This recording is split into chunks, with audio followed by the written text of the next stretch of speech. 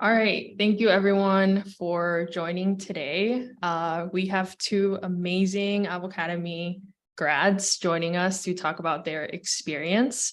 And today's grad panel is a little bit different than the other grad panels because both of them have graduated over a year ago. So it's a little bit of like some time has passed, and we'll hear the experience of before, during, after, and kind of where they're at now.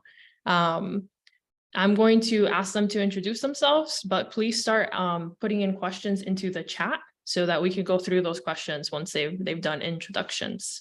Do either of you want to start? Maybe share what you were doing before, a little bit of your background, your experience through the Avocademy program, kind of where you're at now. I know a couple of, like, both of you have gone through two, I think it's two, right? Job transitions. Yeah. Okay. Yeah. Sammy, why don't you kick us off? Sure. Yeah. So you guys can all call me Sammy. I started out originally as a sign language interpreter in a school for the deaf, and came across UX as a field. I joined the Avocademy bootcamp in May of 2021. I finished the bootcamp in June of 2021 and went into the career Jumpstart. I finished the Jumpstart in about September of 2021 and started my first job with a company called Skipline in November of 2021. And so I worked there for quite some time as the only designer on staff. And then I actually just switched jobs, and I now work at a company called Millonex with Carlotta.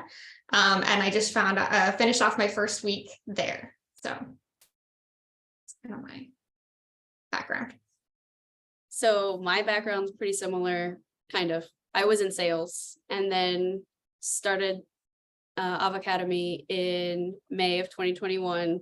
Sammy and I kind of went through together unknowingly, and then ended up on a project together through Career Jumpstart. Finished around the same time. I started my first job with a company called Mastery Logistics Systems in October of 2021. And then last December took a job at Millonex as a UX designer. So then I begged my boss to hire Sammy and couldn't be happier. I think it's great. I remember you all like bonding in CJ and kind of like working together throughout that. And I love that like you all ended up working in the same place. I think it's such a great story. I would love for you all to share a little bit about like the difference between how you felt going into that first job versus how you feel now, and maybe even some similarities, right? Like I like to share when we do the CJ, post CJ calls, that like imposter syndrome is like forever, like it's you feel it in a certain way when you're starting out, and then sometimes you're starting your second, third, fourth job and you still feel it in a different way. And it's less about like being prepared for the job and more about like that little voice in your head that like you can never kind of get rid of. But yeah, if y'all can share maybe like how you were feeling when you were breaking into the industry, that first job, versus how you're feeling or doing now, year and a half later. Yeah, I think jumping into my first job when I first got hired at Skipline, I was very hesitant. Imposter syndrome was very real. I was doing a lot of kind of double checking myself as far as how were my like Figma skills. I think that was one area that maybe I wasn't quite as comfortable with getting started. And so I spent a lot of time kind of growing on that side of things. But as the only designer coming in, I felt maybe like it would have been nice to have another designer with more experience to learn from, but at the same time, nobody else in the entire company knew UX. And so I was the expert. Whether I thought I was the expert or not, at the end of the day, I still knew more than everyone else did. And so I think that kind of gives you a big boost in confidence, because at the end of the day, you still know more than they do. So even if you're not an expert, you are in their eyes. Yeah, I'd say at my first job, I was probably more confident because there was some carryover from my like previous experience before moving into design. So I felt validated and what I was saying was true. But I was like strictly UX. So I did wireframes and I handed it off to a designer who made it look really pretty, which was great. But has come back to bite me at my new position because now I have Sammy, thankfully. But like, I truly love the UX side of things. So I don't know, my imposter syndrome is stronger now than it was at my first job. Yeah. Plus there's less Yeah, at our current job. Like I was at a big company and now I'm at I don't know, there's like 12 of us maybe total. Yeah. So yeah, that makes sense. Cool. I think I'm going to start jumping into questions. There's some really good questions here. There was a question here about imposter syndrome, which we just touched on. Are there any specific situations or projects that trigger feelings of imposter syndrome for you? So is there something specific, or is it just like a general feeling of like, I'm not good enough, or I don't know this type of imposter syndrome? I think I get that way sometimes with some of the research methods, and it's almost like I get more caught up on like the title of the research method. So like, I don't know what it is, but sometimes I'll sit there and I'll say card sorting and I'm like, the heck is card sorting again? And I'll go back and look and I go, oh no, I know how to do that. That's fine. But sometimes some of like the fancy titles that they attach to these different methods definitely throw me off and make me think that maybe I can't do that. for me, it's usually just like a mood I'm in during the day. And I wake up and I'm just like, what am I doing with my life? How did I even get here? Like, I have no background in this. How did I land here? And like someone pays me to do this every day. It's just like it's less about the job. I feel like a lot of people can learn certain things. So yeah. I don't know. Yeah, I think when we talk about like when we talk about learning UX, you're almost like learning how to learn, and like UX methods are changing all the time. Like you said card sorting, which maybe hasn't changed that much, in the last couple of years, but like there's new stuff popping up all the time that I feel like if I were to jump back into a design job, I would have to just like Google stuff, right? And like figure out like, okay, that's similar to what they used to call this, and now they call it this. And like there's 16 new tools that there weren't, 4 years ago when I was doing it.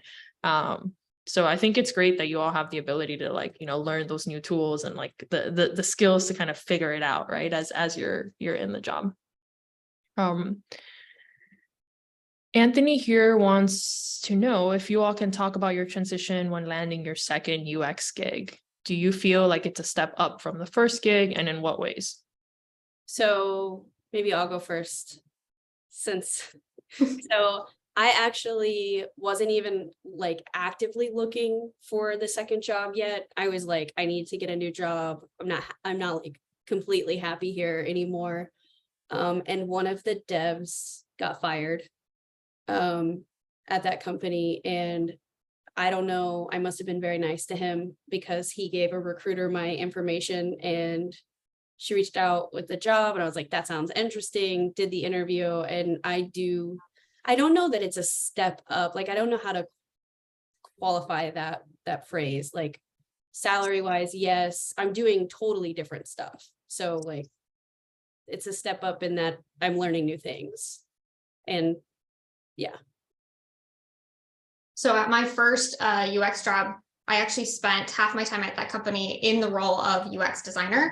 And then I actually spent the second half as a product manager. And they had come to me and asked me to take on that role. So it wasn't something I was actively seeking, but I thought, what the heck, this kind of sounds like fun. I'll give it a shot. And I didn't like it. And I felt like I was being spread really thin. So as when I was in the UX role originally at that company, I was doing, the research as well as the design, like all of it. And then adding on to doing all the product management stuff, it just kind of became a lot. So Carlotta actually reached out to me and she was like, hey, what do you think about coming and working with me, two-designer design team? And I was like, tell me more. And ends up paying more than I was currently making. So 1 week in at this new company, and it is interesting because it's definitely UX design, and it's not even like the full process. Like a lot of the research is done for us. Like we are presented with all of this information. And so it's kind of interesting to really narrow it down. And now it's just really design focused. Yeah, that's great. I feel like the first job that you all landed, Sammy, it took you like 4 months or 2 to 4 months. I think I know it took you a little bit longer. And then Carlotta, you found it like super fast, right? It was like a month or Yeah, so. I just got so lucky Yeah. though, because it was exactly what I was doing before, just designing. Yeah, so it's interesting. I feel like Carlotta, you haven't like done a ton of job searching so far I haven't, for or this interviewing. field. Yeah. That's awesome. Okay, so there's a question here, which I think is actually a good transition. Are you still learning anything UX related? And if yes, like what are what have you recently learned? And I think you both touched on like, continuous learning, but is there any like specific learning you're diving into? Is it just like YouTube and Google type stuff? I randomly took a course. It was horrible. I don't recommend taking a course through anyone but Avocademy. I am not sponsored in saying that. It's just, I feel like there are a lot of scams out there. And it was totally unrelated. It was, I don't know. Anyway, so I do like to take like a course every once in a while just to like refresh, even if it's a free like YouTube video, or I do a lot of reading design books. Like I have a stack of books I try to read once, like one book every 3 months, just to stay up on like what's going on. Yeah, I'd say kind of along the same lines, like looking, YouTube videos and online courses and books as well. I just finished up a book called Inspired, and it's about creating products that people love. And it did a really good job of breaking down kind of the different roles within a design team, which is always interesting because it can vary so widely. So I thought that was really helpful. But yeah, I mean, it's you're always learning something. And just like Mako was saying, that a lot of the ways, a lot of the methods and things change and update, and it's a forever evolving industry. So yeah, you're always going to be learning. Yeah. I remember when I was designing that, like I had no time for courses and stuff. So I love when people are always asking. I had a book, right? Like I had the occasional book that I was reading, but I definitely didn't have like a ton of time to be learning stuff that like I didn't need for on the job. I was doing a lot of on the job learning of like, let me watch this video. I don't know how to do that, or let me do this. But yeah, that's great. Okay, let's see. I think if you can like set time aside on your calendar, not everybody has the luxury, but if you can like put time on your work calendar for personal development, even if it's just like 30 minutes a day to read or watch a video, I think that's really helpful. Yeah. I think you have to be really disciplined to like, I think, to do stuff like that. So that's great. There's a question here around, what do you like and dislike about your job? I like my coworker. For me, it's just the freedom to create and think through problems. I think it's like mental floss or whatever people say. Like it scratches a part of my brain that I haven't used in so long because I didn't have a background in art like things. Not that this is really, I don't know what I would call it, but like a creative outlet, right, of sorts. Yeah, logical creativity. Yeah. Definitely. One of the things that is a little bit different about this new job that I'm in now is my schedule is a little less flexible, and it's still pretty flexible, but I am on the West Coast, and both companies that I have worked with have been either Central Time or Eastern Time. So I get up a little bit earlier anyway, so that's not really a big deal. But at my old company, it was kind of like you set your meetings and you figure it out with your team. And, as long as you get your work done, no one really cares. And I have slightly more like hours. We would ask that you're available during these times, but it's still pretty flexible. So that's, I guess. Yeah, I had a lot more freedom at my last job. with my schedule too. That has been a little bit sad, but not the end of the world. There's a question here, which I think you both just answered about work schedule. And the question was, is it flexible or is it a normal 9 to 5? And it seems like you're both saying it's like a, 9 to 5 East Coast, but you're in different-ish. Well, maybe? our team is on Central, but I'm on Eastern. So I work 9 to 5. Yeah. Okay. So, and I mean, basically so our boss asks that we're available during certain times. So like for me, that would be from 8 to 2. So I can work before 8, I can work after 2, but those are the times that they ask that I be available or reachable. Yeah. And another thing too is like if I work late one day, he'll say, well, just leave early tomorrow or come in late tomorrow, come in, leave. But yeah, like you're flexing like a normal 40-hour work schedule, or either of you working more than 40 hours, or is 40 hours like about right? 40 is about right. And I think also it depends on if your company is fully remote and you don't have a ton of meetings, which I think in UX you typically don't, which is wonderful. You kind of, you establish trust. So it doesn't really matter nearly as much. It kind of makes your schedule more flexible because they know that they can trust that you're going to get your work done. Yeah. Oh, sorry. No, go ahead. I was gonna say another thing I really like about the company I'm at now versus where I was before. I had to stay in Indiana or the US to work. But with our current company, it's like I could go work anywhere as long as I have a permanent address in the US. Yeah. And as long as we're available from those hours, they don't care. That's really good. A lot of flexibility, I think.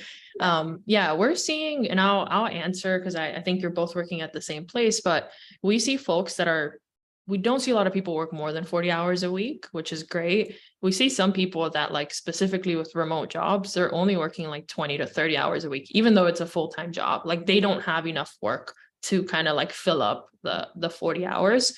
So I see more often than not the complaint of, I don't have enough work. What should I do with my time after you all get jobs? Then the like I'm being overworked kind of complaint, right? So I think it's typically pretty flexible. That's how my last job was. I felt underworked. Yeah, which could be good until you're there for a really long time, and then you're like, what do I do? What am I doing? And that's how it was at mine too. And then that's when it's like, hey, why don't we make you a product manager? Yeah. So I think you both answered that you're doing mostly UX, right? Like specific UX, not a lot of UI in your job, right? I think I'm probably doing more of the UI now than I was before, but yeah. Cool. All right, great question here. How did you face challenges that may have come up at your job initially? As in, if you didn't know certain things, how would you tackle it? My first few weeks at my first UX job, it was a industrial, like a big giant touchscreen that would go inside of construction equipment, and they would have these little widgets. And I was trying to show what would happen because they were things like gauges, things that would move, things that would tell you the temperatures, and how much fuel is left in your tank and that sort of thing. And I had taken it. It was one of my first big designs. I took it, I presented it. The CEO was not impressed, and he wanted something sparkly and shiny. And so I actually went back and researched how to make things animate with Figma prototyping. And I animated all of the gauges so that you could see them filling and lowering and the numbers changing. And that was much more what they were looking for. That was a lot of fun.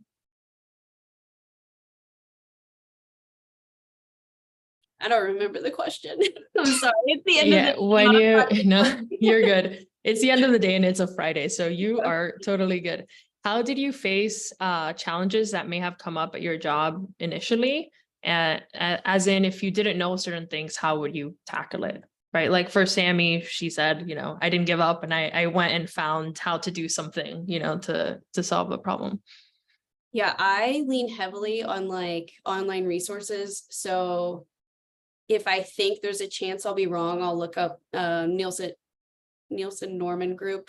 website and look for answers there. There's like laws of UX, so that at least when I present my design that I'm not 100% confident on, I can say, this is why I did it this way.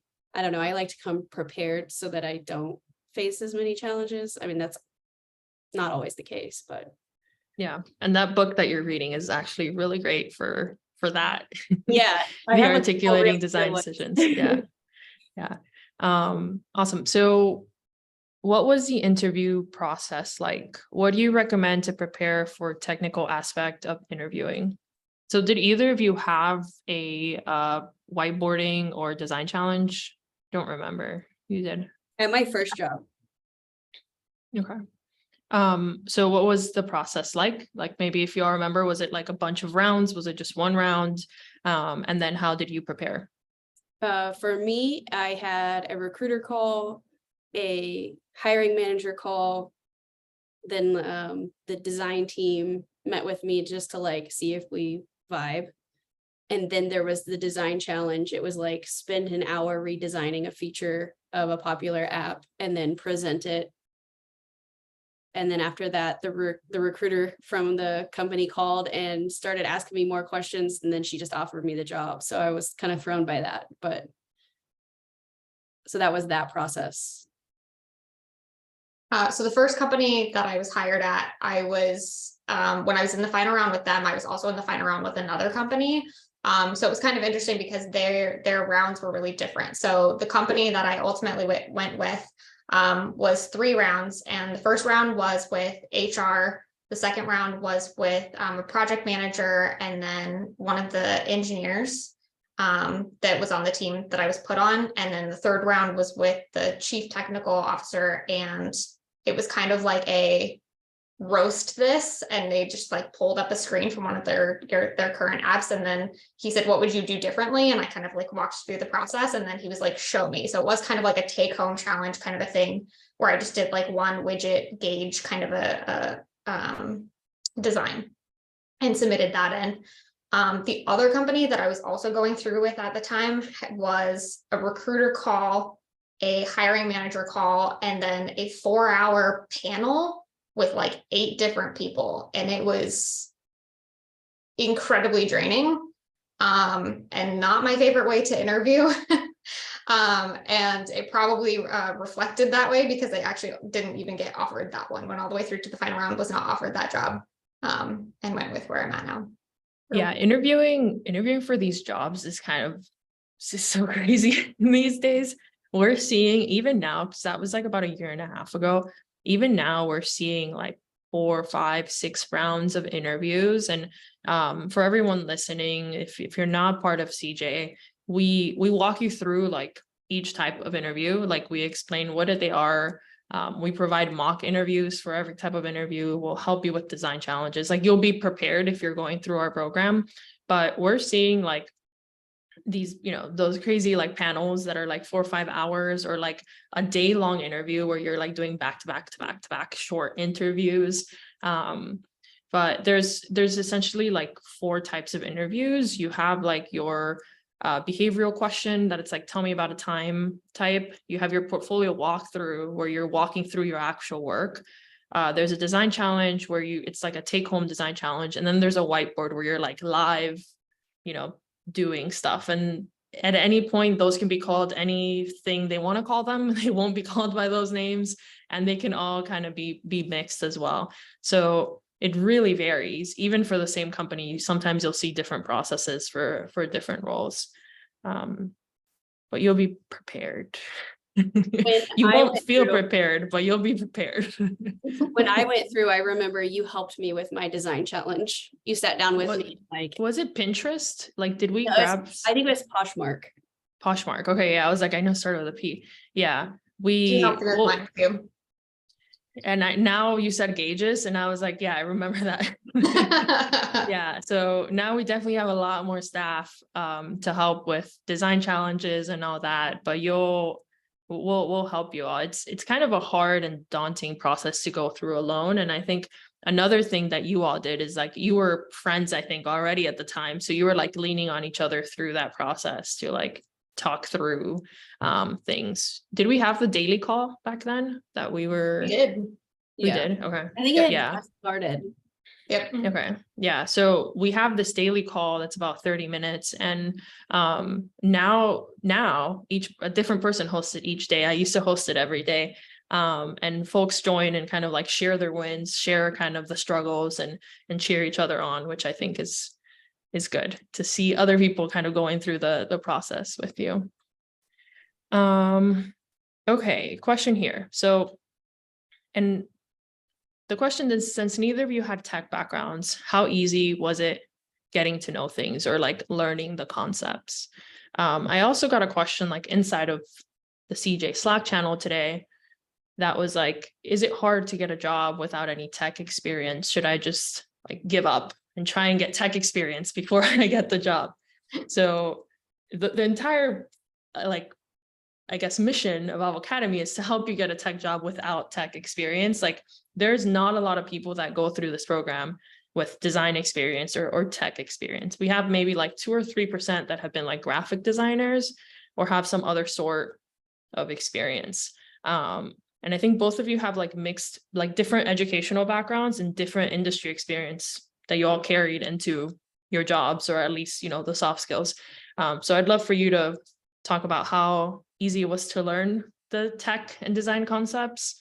And it's okay if you say it wasn't, because I don't think it's easy. As well as like how you can, you know, break into tech without having a tech background, or at least how you think that you were able to do it.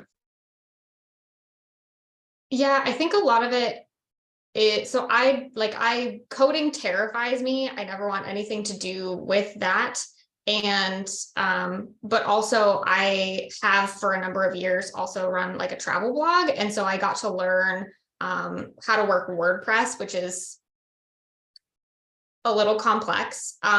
So it took me some time to kind of learn that one, and so it was almost like a nice segue for me into design work, because I would play around a lot with like the formats and the layouts and all of those kinds of things. But I mean, it's you're learning a whole new thing. So it's, you know, you are carrying with you the skills that you've learned from design specifically. And I think that you'll find that while anyone you interview in tech would love it if you could code, doesn't mean that you have to have it. I think for me, it was harder working at a bigger company and having like product managers and like, what does a product manager even do? Because it's different at every company, and having to understand how to work Jira and Confluence and whatever other systems they're using to like document and keep track of things. That was probably more challenging than doing my actual design work, like learning the process that the team is going through. Like currently we work in sprints, like 2-week sprints, but at my previous job, there were no actual sprints. I mean, they said there was a sprint, but there wasn't. So like trying to understand what that even meant. And when I wasn't seeing it reflected anywhere online, like it didn't match. So I think just like the hardest part is just learning a new company and how they operate, and less about tech. That's very true. Yeah. Every company is so different, because we had 2-week sprints at my first UX job, but the 2-week sprints were more for the engineers. And like I had tickets, but it was whenever you can get this done so that it can go into the sprint for the engineer. Yeah. I think learning how a company works, and most of the time like they don't work like how the system says they should work, which is what you all were mentioning, is so hard. Even within a company, like when I worked at PwC, like the different projects I worked on, things were done differently, right? So yeah, you all figured it out, which is the good part. Did either of you work with senior designers 6-10 years of experience? I did. Yeah, you did it. Okay. So there's a question here. Was there a time when working with these folks where you taught them something they were not familiar with? And if so, what are your thoughts? I actually, this is really hilarious. We use Zeppelin. We use Zeppelin, but at my previous job, we would use Zeppelin. So we'd upload our our stuff from Figma into Zeppelin. And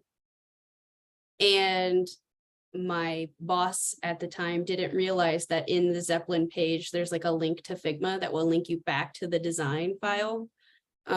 So I taught her how to work Zeppelin. I did not realize she didn't know, but I don't think I taught them anything like design related. I wasn't trying. I wasn't out trying to teach anyone.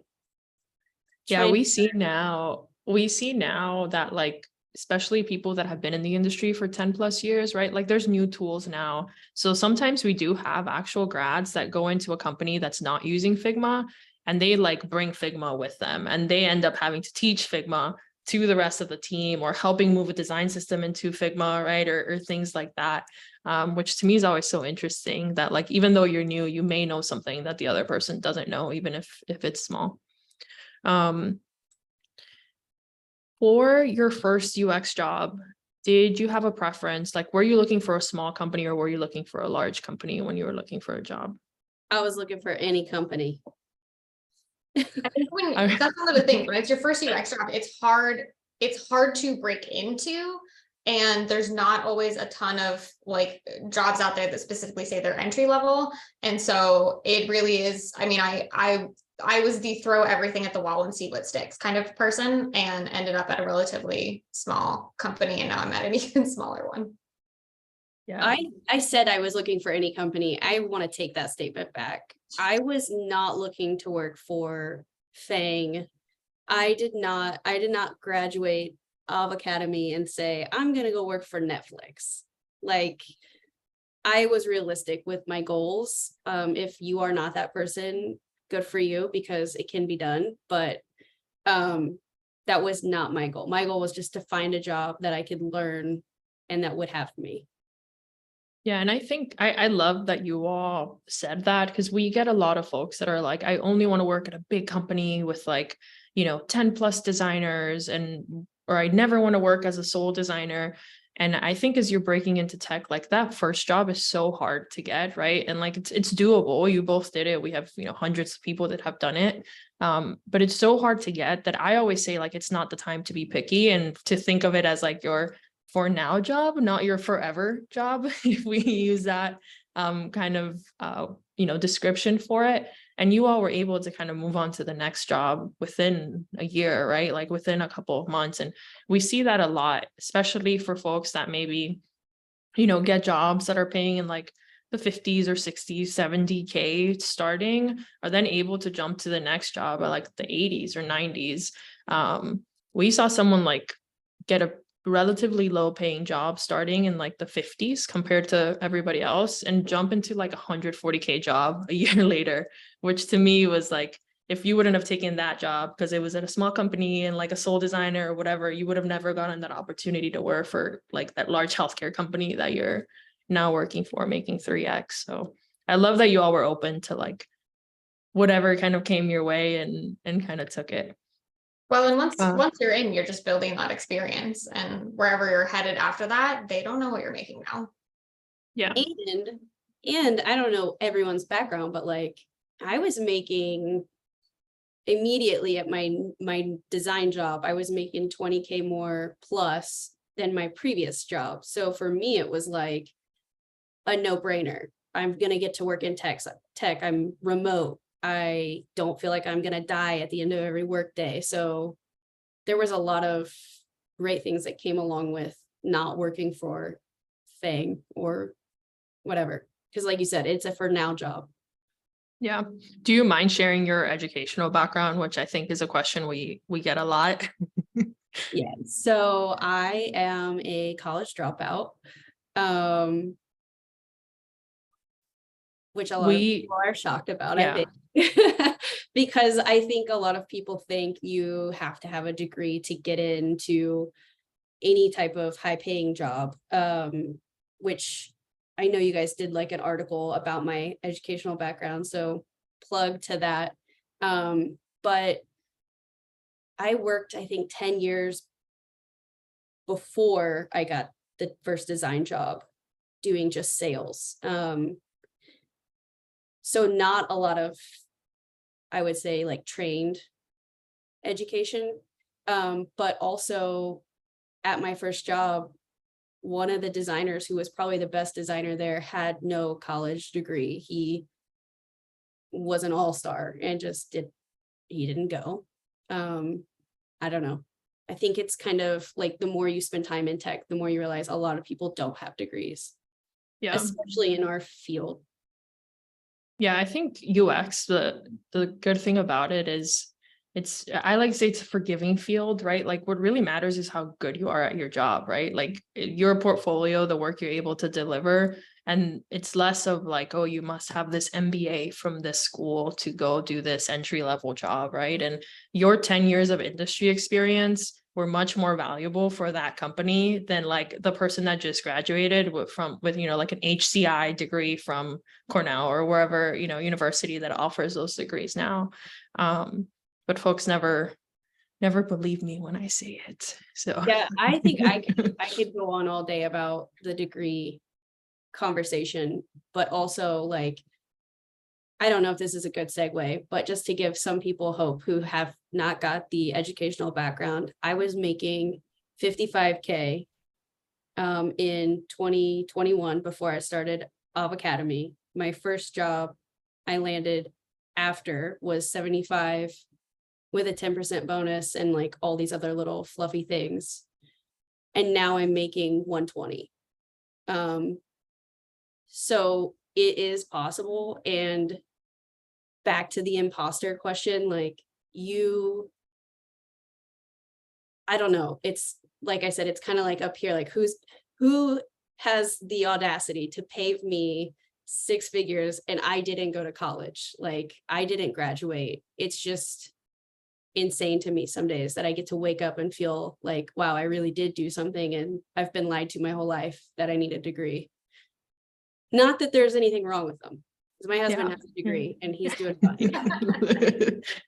Yeah, thank you for sharing that. I think it's so valuable, to be able to see how well you're doing and how deserving you are of your current role and salary from, the skills that you have. I know we have 20 minutes left and we probably have about 15 questions. So I'm going to try and go through the questions instead of asking my segue questions that I'm interested in talking about. So the next question here is, did Avocademy make you feel confident, learned enough that you could do the job and felt good applying? 100%, especially with the career jumpstart part of it, because you were much more well-versed in how the process would work in real life. And when you go through the foundations course, you're learning all of the pieces of the puzzle. But when you're going through career jumpstart, you realize that sometimes there's not that many pieces to the puzzle. Like sometimes you're not doing, this particular method, or that, it just kind of depends. And so that gives you kind of that real world experience to actually know what you're getting yourself into. Yeah, I would say I don't think I ever feel prepared enough going into a new job. I don't think it's because of like what I know or like what I had signed up to learn with Avocademy. But then once you're there, it's really about learning how to learn. Like if I don't know the answer, who has the answer? And having the courage to say, I don't have the answer. You guys have been doing this for 3 years. How would you do it? What would you do differently? And being accepting of criticism. I don't know. I feel like I don't think Avocademy could have given me more to make me feel prepared. Yeah, I think we're forcing people to like go learn while in CJ, like those, like how do you search for something? Who is the person you need to ask for this?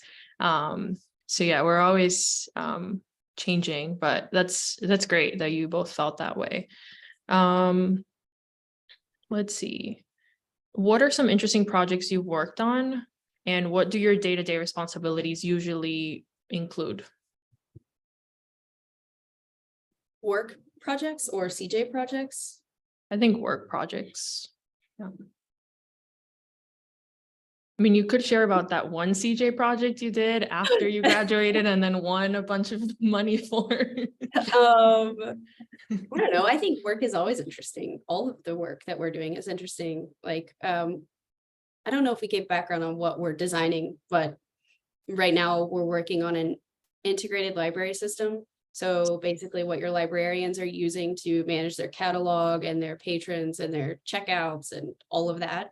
So I never worked at a library, so it's very interesting to learn all of the things. And I've ended up on Library Talk. So if you end up over there, you will see some very fascinating TikToks.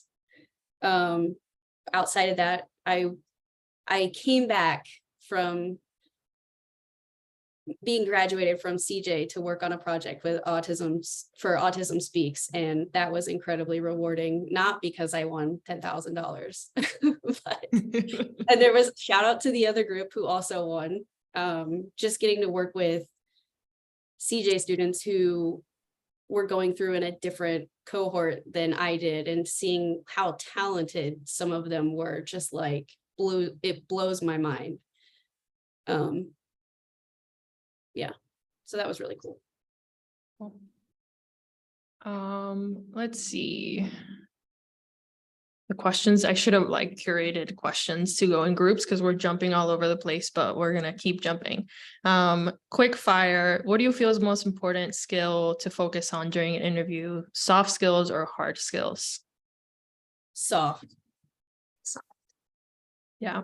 I think your hard skills make you have a good portfolio so you can land the interview. Once you've landed the interview, it's all about soft skills. But yeah. So there's a question here about salaries. Carlotta, I know you shared. Sammy, do you want to share kind of like what the change was? Yeah, absolutely. So working as an interpreter in education, I was making $36,000 a year. And at my first UX job, I started at $74,000 a year. And by the time I left that job, I was making 95, and now I make 120. Nice. Huge jump. Yeah. It's like a 4x. It's like a 4x from before UX in like a year. It is. Yeah. That's amazing. Congrats. You gotta watch great. your taxes though, because they will hit you. Yeah.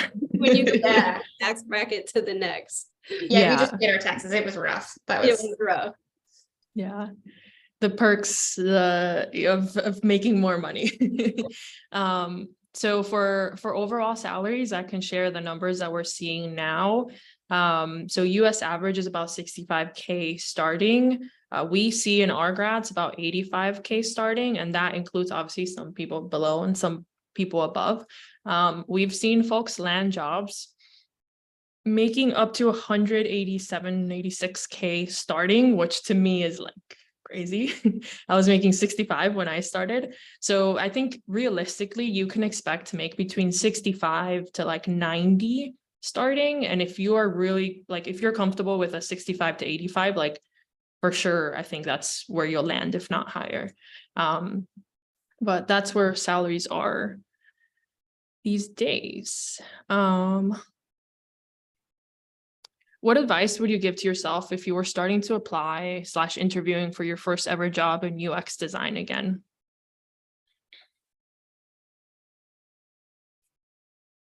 Ask really good questions. Like get a feel. You're getting interviewed, but you should be interviewing them as well. Absolutely. Yeah, I never, one of the things, so it took me quite a few interviews and quite a few applications to get through and land my first job. And I probably think of myself as someone who doesn't really interview very well. So I was constantly, I think by the end of it, I had been through so many interviews that I was handling them a lot better. But I was like, in the beginning, I know that I was like panicking and I was nervous and I was probably talking really fast and things like that. So if you think that you are also that kind of person, all of the interviews in the world, take the ones that you don't even think that you want, because it will help. Yeah. And now we have a team of like 20 some career coaches that do all mock interviews. And we've had folks that like get to their first behavioral mock interview and they're like start crying to our mock interviews because that's how nervous they are to interview, which like it happens, you know, and then eventually get jobs. So like it is kind of like a rough, you know, going when you get started, but it's doable. Okay, questions about your workload while you were doing foundations in CJ. Were you both working 9 to 5 jobs while you were doing the programs, or what was your current work situation while you were going through Avocademy? I had a 9 to 5 job, and then I quit right before I finished CJ so that I could travel a little bit in hopes that I would get a job quickly, like that it would motivate me to get a job. I was working full-time through the foundations course. And then when I started CJ, school was out. So I was actually off for the summer and decided just not to go back in the fall. Was it difficult for you all while you were working and doing school, or like, was it? I would say I had a unique situation because we went through in 2021 working in sales. There were still a lot of people who were not seeing salespeople because of COVID. I don't want to say anything incriminating here. It can be done. I have 2 kids. If you want to get it done, you will. If you have people in your life who can help you, I think you can get it done. Again, I say that with a lot of privilege. Like, not everybody has someone who can help you pay the bills and take care of your kids, but I didn't find it extremely difficult. It was one of those things where I was really enjoying the entire process. And so like I would get home from work and I was like excited to jump into it. So I think that made it a lot easier for me. Yeah, I think I didn't explain the programs for those of you that are not Avocademy students, so maybe I'll very quickly do that because I know we have 10 minutes left, but we have the Avocademy Foundations program, which now is 16 weeks, up to 16 weeks of unlimited mentorship. And that can be done in like 10 to 15 hours a week if you're trying to finish in those 16 weeks. When you all did it, it was an 8-week program. And I think both of you finished around that time frame. And at that point, we were saying about 20 hours a week of time commitment, like plus or minus. Everybody's obviously starting at a different point in terms of like technology, understanding, and skills. So we would give you up to 16 weeks to finish that. And then in the Career Jumpstart program, for the first 2.5 months, you're working on these like group projects for real companies. And for that, we're estimating about 10 to 15 hours a week because you're working in groups. So like it kind of fluctuates. Like when the project starts, there's not that much work. And then you get to wireframes and there's a little bit more work. The hard part is the applying for jobs, which is the last 6 months. That I think requires about 20 hours a week. So it can completely be done while you have a full-time job. You just have to like prioritize this as something you want to do. There's a question that's how was the Avocademy curriculum? I don't know how you all want to answer that, but go for it. I think that it really, especially if like the foundations, it really covered, I mean, it truly is its foundations. It really covers a lot of the different processes and the different methods as you're going through. I would be curious to go back and look and see what it looks like now, because I'm sure that there's so much more to it now than there was back then. But it's a lot of the, the research and the methods and all of the things that you need to know, and maybe not quite as much as like the software focus on it, but the actual methodology, it's all there. Yeah, it's probably like 10 times better than when you guys went through it. And that's because I have a whole team of people updating it quarterly. The foundations program has a set of like 22 activities. So that's still like the same, right? You're going through the entire process. And then before you do the activity, there's there's a video for every lesson, which you didn't used to be when you guys went through it. And there's like a bunch of content you can go through, as well as like unlimited mentor sessions. You can jump on like a Zoom call with a mentor who will help you through the work. But yeah, that's the structure for CJ, which is the next question, which is different than when you guys went through as well. There's the first 2 weeks are advanced design skills. So we're spending a lot of time teaching you all components, auto layout, like all of the skills that you all talked about, like maybe not feeling super sure about. And we did that all based off of the feedback of grads that were like, oh, I kind of struggled with this, or I kind of,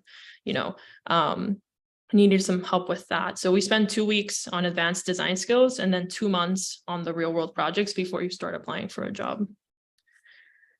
All right. So many questions. Have you experienced any discrimination as a fairly new UX UI designer? What'd you say? Sorry, I was reading. Yeah.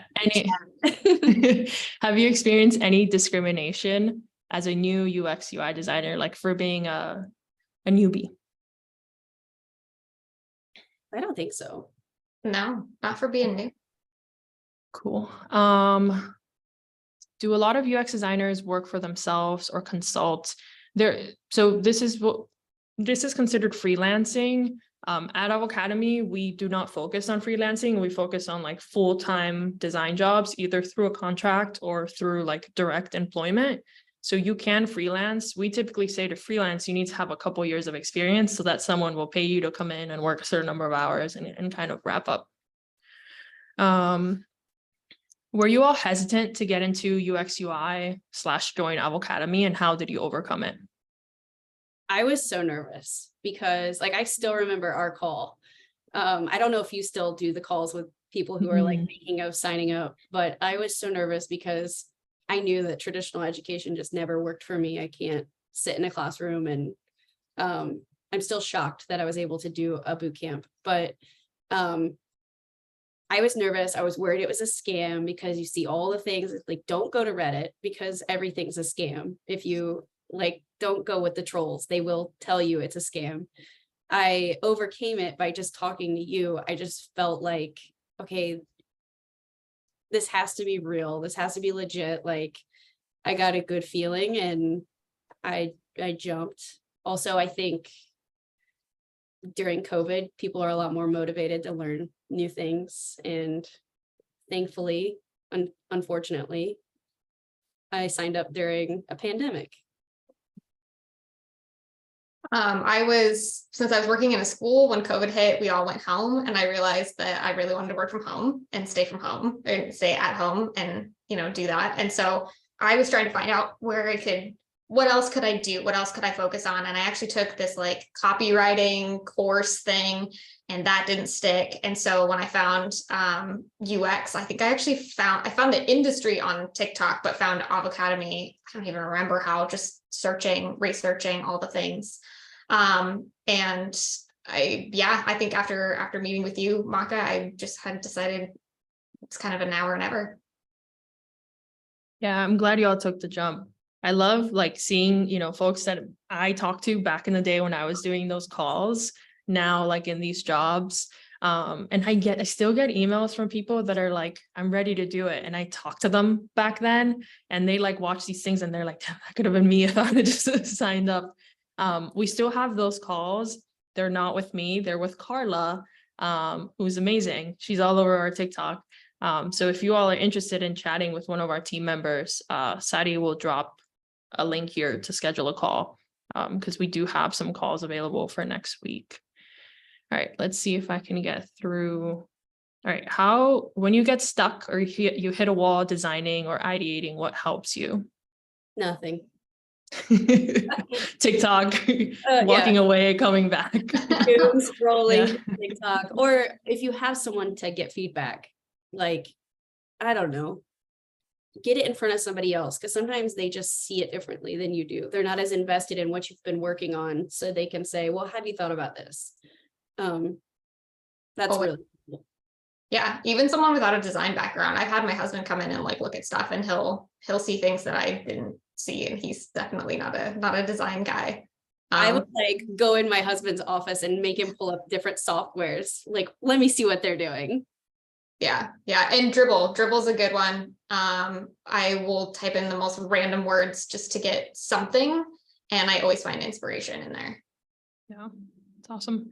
So we have a question here about the market being saturated And I think probably when you all were looking into this was like, I see you shaking your head, because a year and a half ago, you got a job a year and a half ago. So you got into this like 2 years plus now. And that was a question that was around back then. And we're now here 2 years later, and it's still not oversaturated. Any thoughts around the like misconception that the market will become oversaturated? I would just like to say that there are a lot of people who say they are designers, and unfortunately they're not. Like, I don't think a lot of people realize what they need to have. Not that you're not a designer, but like qualified. You have to have 3 projects in your portfolio. No one's going to interview you. So when people are like, I can't get a job interview, it's probably not because it's oversaturated. It's probably that you don't have what you need in your portfolio to get you the interview. And you can be really, really great at UI design and not understand UX. So it can look pretty, but it not work right for users. So again, I don't know if that really answers the question, but I don't think it's oversaturated. And there are constantly companies hiring people. Like, I have recruiters bugging me all the time. And I think there are a lot of industries that you would say that it feels saturated, but it's just because there are so many people trying to break into it.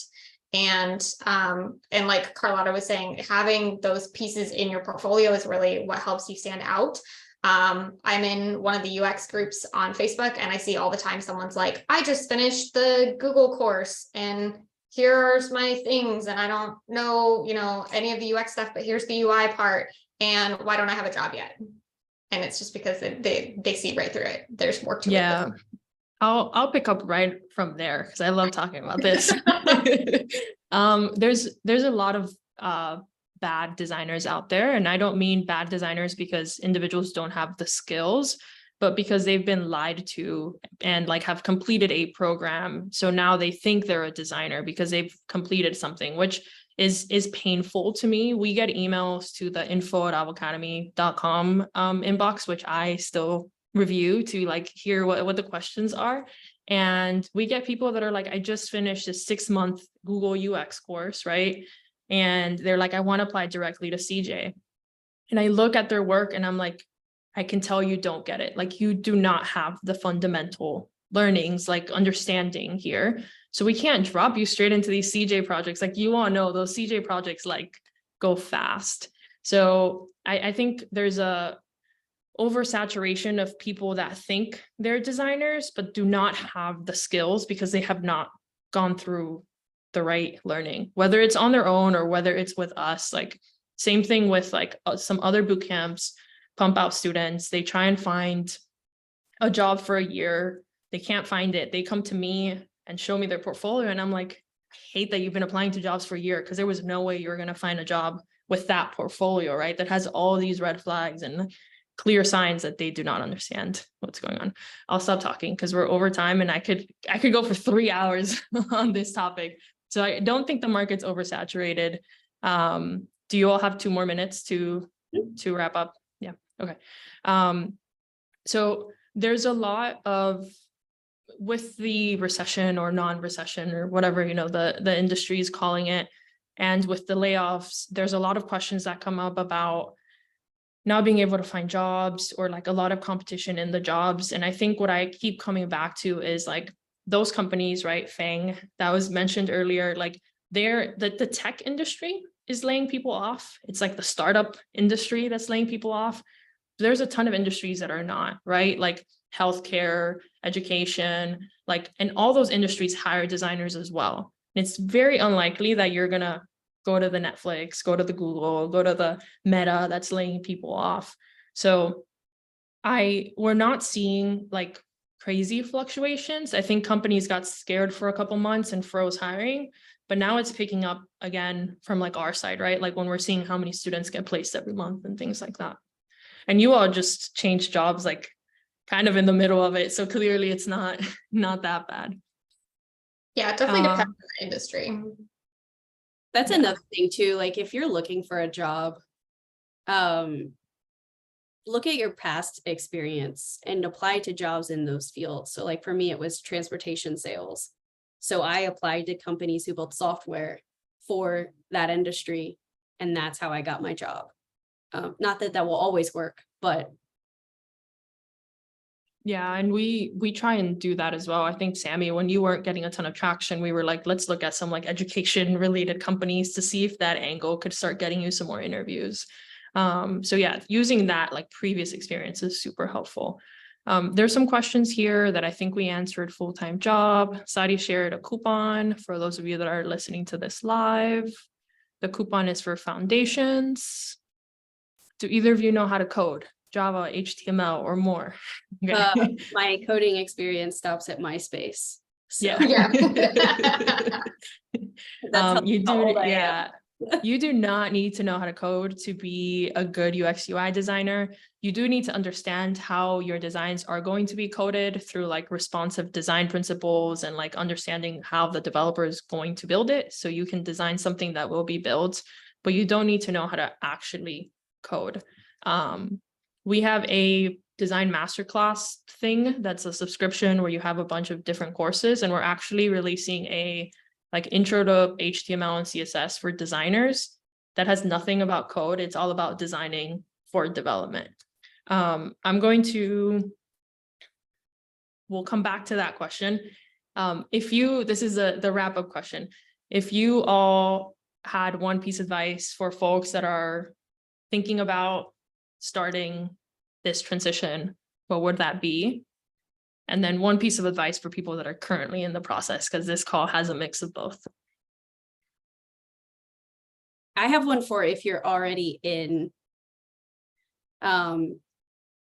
Be nice to people. Be nice to the people you're going through Avocademy with. Be nice to the people in Career Jumpstart. Obviously, that's how Sammy and I met. Be nice to the people at the first job you get, because people talk and they get you jobs, or they say don't hire that person because they're awful. So that for me would be my number one piece of advice. If you're already in design. I love that. I think that's great. If for advice for people who are debating on taking the leap, I think I was on a call kind of like this before I had jumped into Career Jumpstart, and it was with someone who, like, I feel like I'm in those exact shoes now. You wake up every day and you go, I can't believe that this is my life now.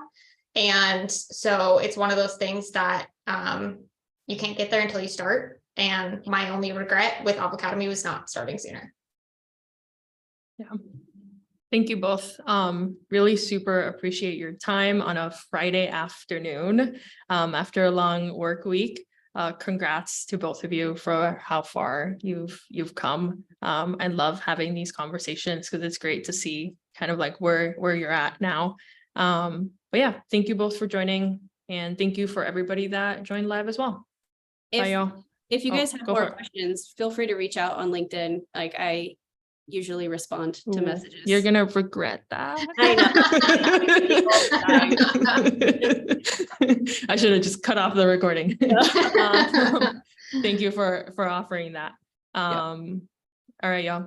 Bye. Thank you so much. Thank you. All right.